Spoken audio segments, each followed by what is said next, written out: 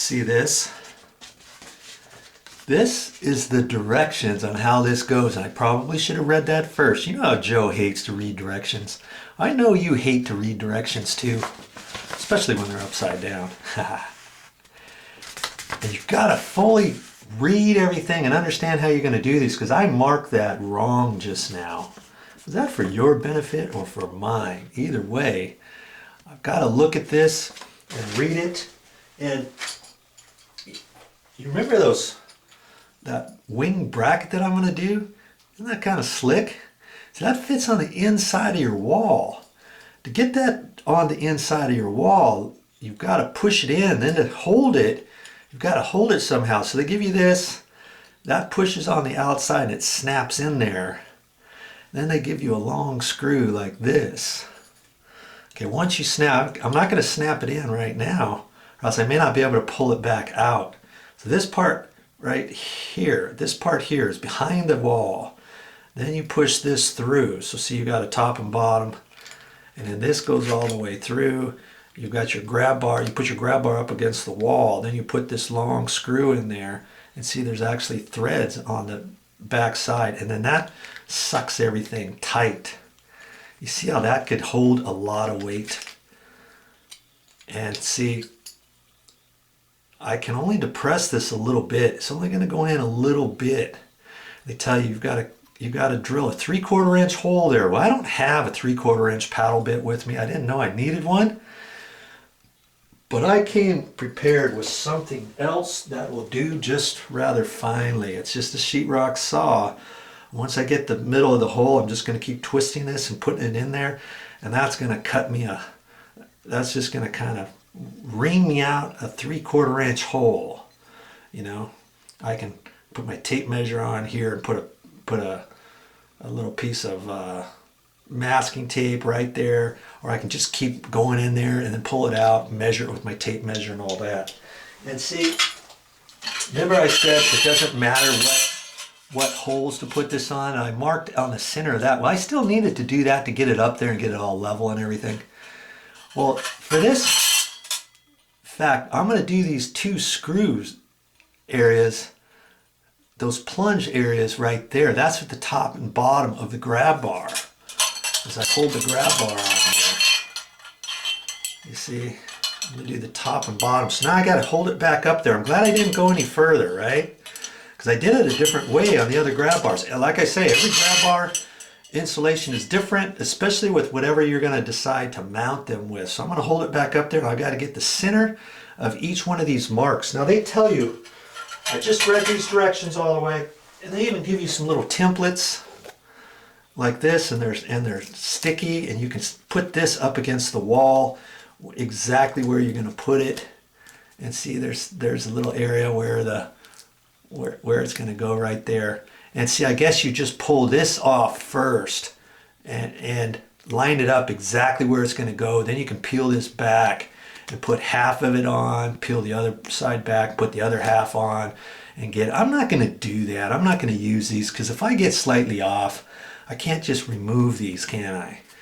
But you can look at that and see there's actually a mark here, and you can peel off just part of this back and kind of line it up exactly where you want it, and then you can peel off the rest. You know, I guess you peel this little side off, and then the perforated top and bottom, and then kind of gently hold it up there. You'll have to figure out either the center line mark or mark at the top and bottom, whatever. Put it on that way, and then you can peel off the rest, and you just leave that part up on the wall. You know, because this is going to be covered by the grab bar. You can do it that way too. I'm going to go ahead and just put the grab bar back up there, remark it, and get ready to remount my holes.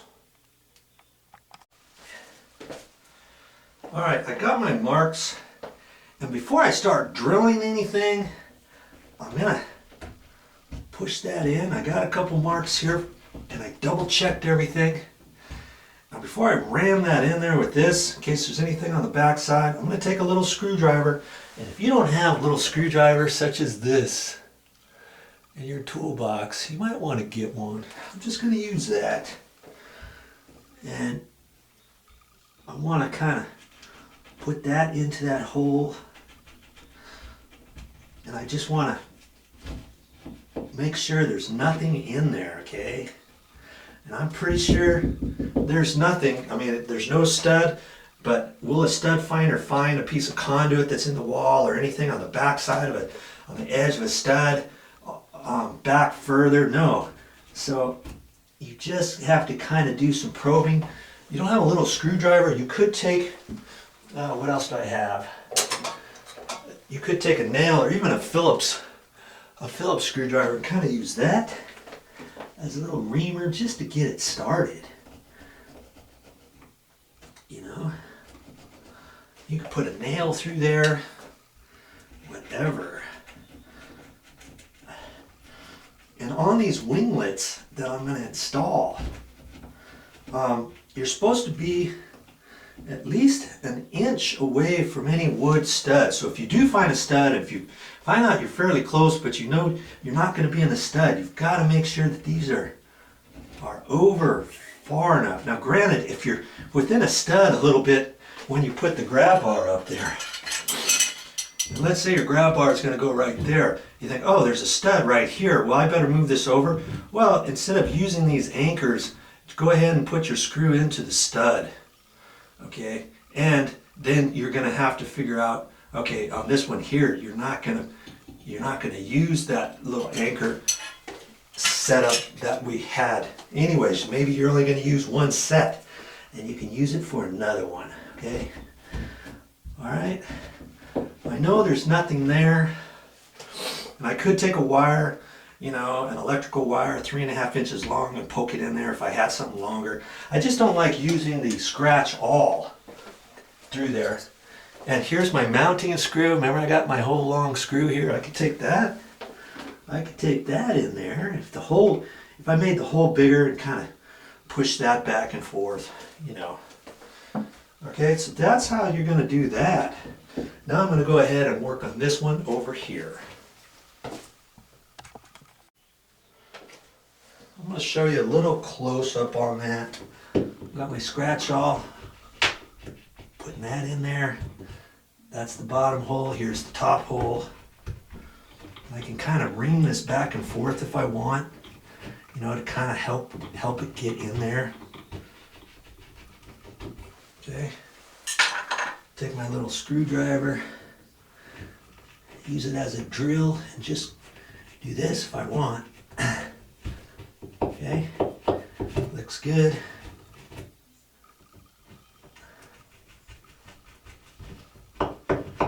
Looks good. Okay, now to get those holes in there. And if you have a wood paddle bit 3/4 of an inch, you can use that. Then you can drill these holes out. Okay, like I said, I don't have that, and I'm going to try to do that. I'm going to have to be careful because this is wallpaper on here. Last thing I want to do is catch an edge on the wallpaper and have it rip. So I'm going to have to just be kind of careful with that. If it rips a little bit, it's okay because the grab bar trim will cover it, but you just have to be aware of stuff like that. I have not tried one of these holes yet. You're seeing what I'm seeing first time through. Okay. Oh, I can make that hole a little bit bigger because I don't want to mess up too much with my saw, right? Okay, so right here in the middle, make the hole bigger with my Phillips screwdriver. Just go back and forth, push that in there like that. There's a 1/4 inch hole in diameter already. I've got my sheetrock saw, and I'm just going to twist it in there like this. I can go back and forth, and as I keep pushing it, it's making the hole bigger.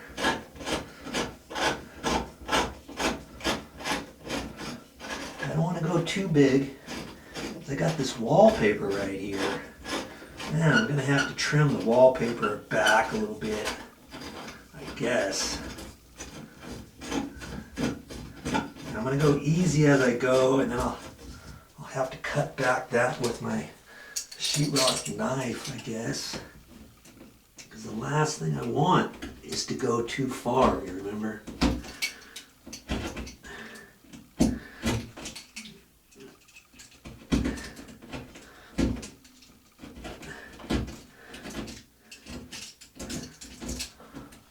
Okay, I can do that, and I'm going to make the hole bigger.